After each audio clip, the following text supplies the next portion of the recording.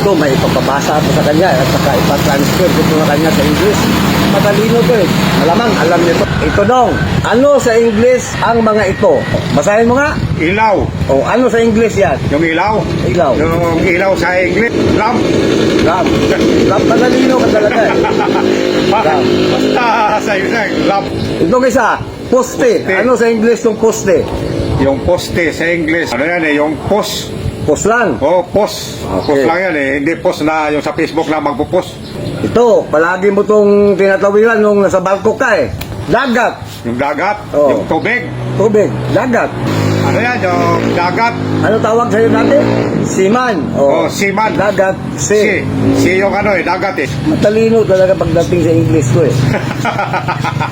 Ang galing mo talaga. Ang galing mo talaga. Ako pa yung kinaukaw mo ha. Pag may mga itatanong ka, itanong mo lang sa akin. Ito, nasagot mo lahat ha. Oh, sagot ko na, sagot lahat Lahat. eh. Lamp.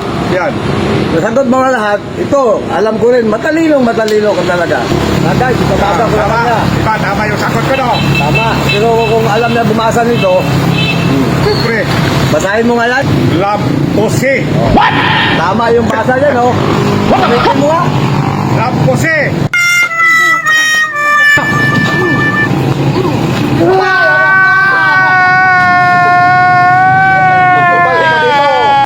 Lagot ka sa akin.